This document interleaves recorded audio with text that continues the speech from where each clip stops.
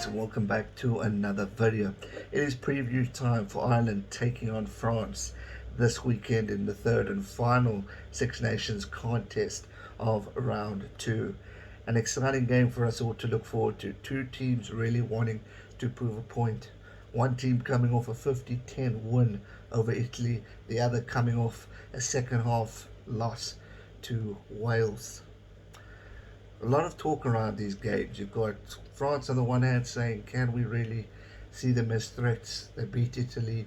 Italy are a team that's on a heck of a losing streak. They haven't won since 2015. Can we really say they're a team to fear? Well, in my case, they definitely are. Because if you look at the stats from last year when France took on Italy to what they did now, it's extremely high. I mean, it's 40 points they won by, which puts them in a very good position. Ireland, there's talk. If the red card didn't happen to Peter O'Mahony, would we have seen Ireland come back in that second half and pick up a win?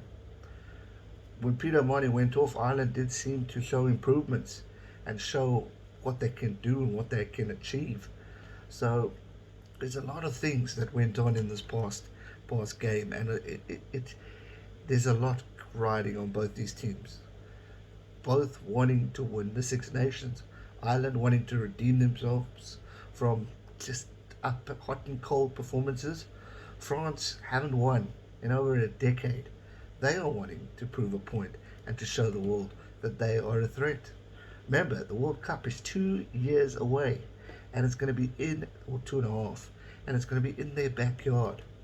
So a lot's on the line for these guys as they approach these big games and get excited for what's potentially brilliant for a young upcoming French team. Ireland, on the other hand, have experience from Ty Furlong to Johnny Sexton to Conor Murray. I mean, the list goes on of what these boys can produce. And the experience that they have within a James Ryan or Ty Byrne, who scored a try the other day, Cian Healy. I mean, there's so much experience within this Irish squad that they can achieve greatness. They can beat teams like France. They can really move forward. They just need to gel and play a proper game. And whatever spark that went off to keep that determination and strength when Peter O'Mahony went off, go on and freaking do the same thing against France, because trust me, this isn't going to be an easy encounter. You already lost to Wales. Now you're going to play France, who are potential favourites to win the Six Nations. It's not going to be an easy battle. Their tails are up. The confidence is there. They're going to want to show the world what they are made of.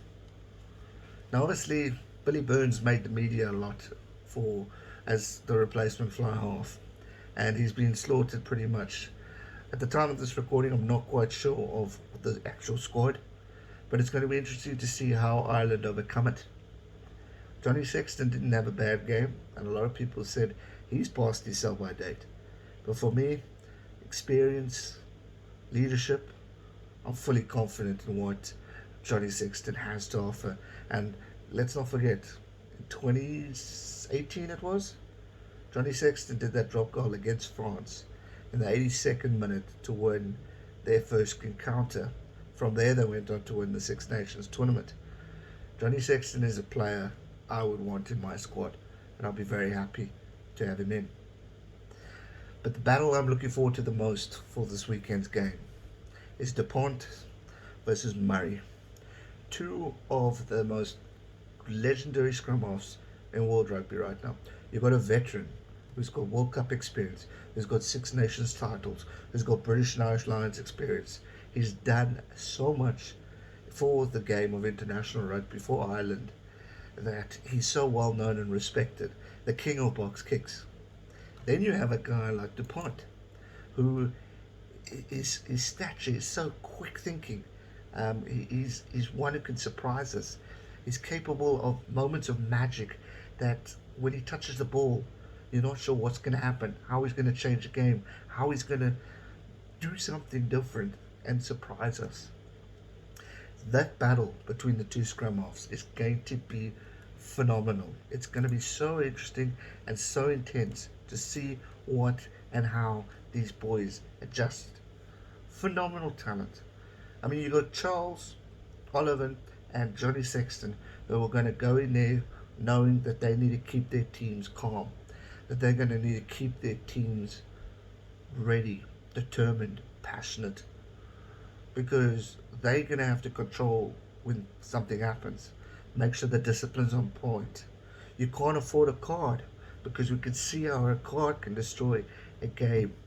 They need to be on point, they need to be disciplined, their set pieces need to be sharp, and they need to capitalize on every opportunity that they get to score a point, whether it's a try or whether it's a kick.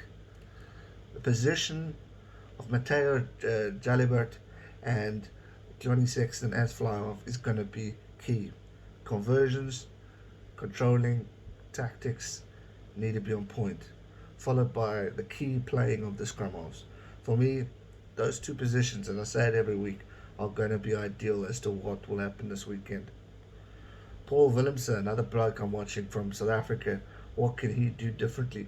How can he surprise us? How can he bring some form of South African flair? Even Bernard Leroux. I mean, you got two South Africans there who have experience, who know a thing or two about French rugby, but also know a thing or two about SA rugby, which is something different. Because remember, on the Irish side, you've got CJ Stander, who has played rugby for the Blue Bulls, who is phenomenally talented, and the strength within is phenomenal. I mean, Bernard Leroux is going up against James Ryan, one of the best number fours. Sorry, against James Ryan is going up against, it is not Bernard Leroux, Paul Willemse, sorry, 5 and 5. Both those positions are huge. James Ryan is one of the best. It's going to be interesting how they match each other's game. You've got important positions, you've got important circumstances that are going to be so key for this game. We can talk home advantage. Ireland's back at home. How is it going to benefit them? They still don't have a crowd. How's that going to gel? Remember, Scotland beat England the other day at Twickenham. Does home advantage actually matter right now? Is it a worry? Is it a fear? I don't know.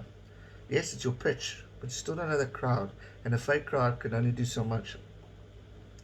So for me, it's going to be one hell of a contest. From predictions wise, I actually think Ireland are going to do it. I know I said Ireland against Wales, and clearly I was wrong, and I know I've got a soft spot for Ireland, but I do feel that Andy Farrell has got something up his sleeve, and he's going to do something that maybe we haven't seen just yet. There's been a lot of criticism of Ireland in the media, with obviously Billy Burns, Johnny Sexton possibly being injured, all these things, players getting old, etc., etc. Whereas everyone's like France, young, upcoming, future champions, this and that. I think Ireland could give a fright. And just imagine, Scotland win against Wales, Ireland win against France. We have just opened up a tournament, and it's anyone's game, because Scotland still have to play the Irish and the French. What a tournament we're going to have in store for us towards the end. So for me, I'm going to go Ireland to win by 5. It's going to be close, it's going to be intense, it's going to be physical, I think. But I hope we're going to see tries, and I hope these teams really put up the best effort they can possibly do. So much respect for both of them. I think they're absolutely brilliant, and I hope we can see a phenomenal contest between two phenomenal teams. Let me know your thoughts in the comment section down below. That's going to do it for today's video. Hope you enjoyed it. Give it a thumbs up, subscribe if you're new, and I'll see you guys real soon for another one. Stay safe and never give up. Cheers.